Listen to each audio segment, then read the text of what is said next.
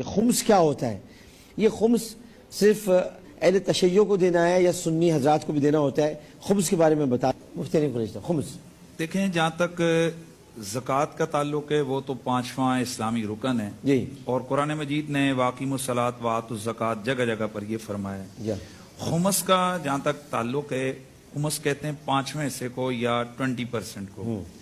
یہ بھی قرآن مجید قرآن رشید نے اس کو بیان فرمایا ہے. اور یہ جو خمس ہے یہ مال غنیمت پر سورۃ الانفال کے اندر اللہ تعالیٰ نے اس کو بیان فرمایا کہ جس وقت جہاد شرعی ہو تو جہاد شرعی کے طور پر اس وقت جو مجاہدین کو مال غنیمت میسر آتا ہے تو اس میں سے 5واں حصہ انہیں اللہ اور اس کے رسول کی بارگاہ میں دینا ہوتا ہے. حدیث مبارکہ میں مسلم شریف کی حدیث ہے اور اسی طرح اور بھی سیاح کی حدیث ہے جی. اور اس کے علاوہ ہماری فقہ کے تمام جتنے بھی فقہ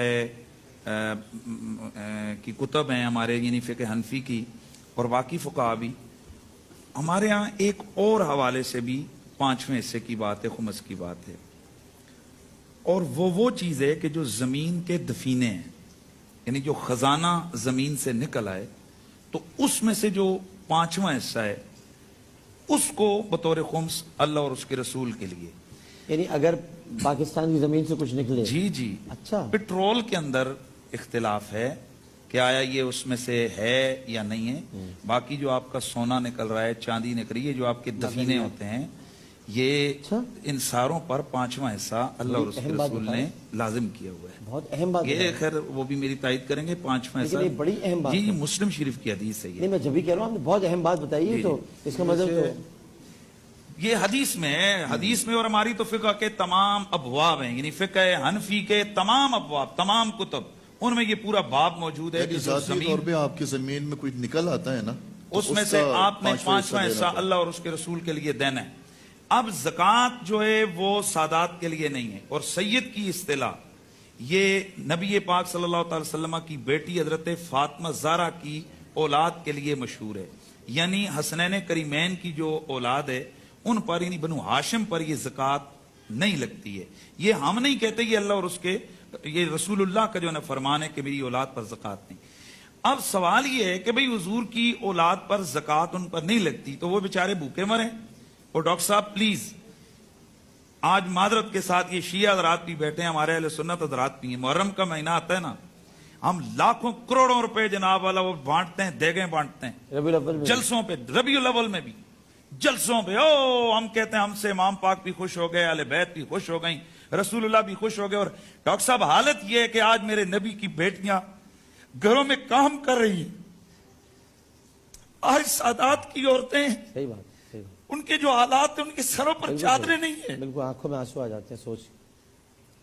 میں کہتا ہوں ہم اللہ کے رسول کو کیا منہ دکھائیں گے، ہم پوری قوم ہم کیا منہ دکھائیں گے. اگر حضور نے اتنا ہی پوچھ لیا کہ میری اولاد کیا کرتی ہے، ان کا کیا سلسلہ تھا، اور تم لوگ کیسے رہے ہو. ہم سارے مجرم ہیں اس میں، ہم مولوی سارے مجرم ہیں اس میں. ہم نے کھل کے حضور کی حال کا بیان ہی نہیں کی ہے.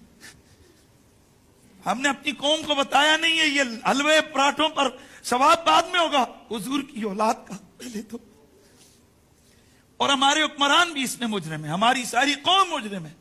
کیوں نہیں بتاتے ہم کہ یہ 5واں حصہ کا حق کے دو ہیں، زکوٰۃ ان پہ نہیں لگتی ہے، یہ تو دو نا. اربوں خربوں ہڑپ کرتے ہو تو یہ کون دے گا.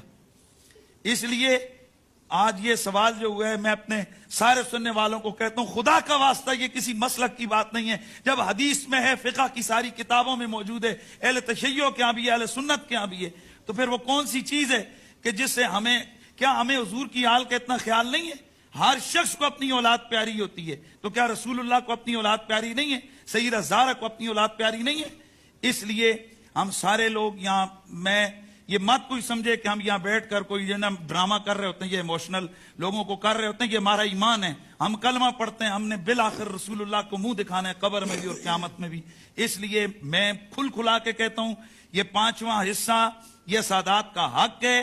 جتنے یہ دفینے نکلتے ہیں، چلیں جو اختلافی چیز ہے پٹرول گیس اس کو نکال دیں، باقی اللہ اور اس کے رسول کے مجرم اگر آپ نہیں دیں گے. اس پہ گورنمنٹ قانون سازی کرے.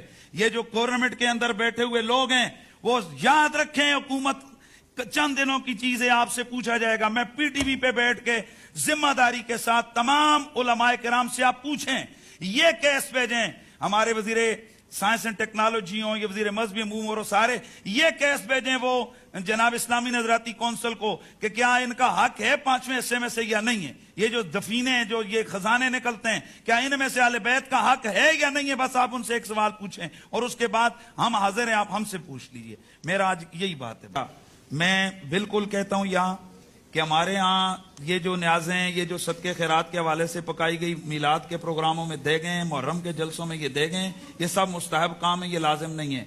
लेकिन सोचिए कि रसूलुल्लाह की, आप डॉक्टर साहब बात कर रहे थे, मैं चाहता हूं कि जरा कहीं वो ना हो जाए। मेरे सामने ऐसे केसेज हैं अल्हम्दुलिल्लाह जो हमसे और आए, हम अपने तौर पर कोशिश कर रहे हैं।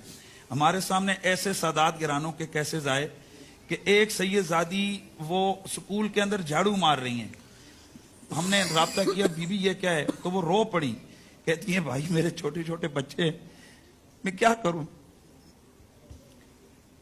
मैं बेवा हूं। हाय अल्लाह अकबर, अगर अल्लाह के रसूल ने हमसे इतना ही पूछ लिया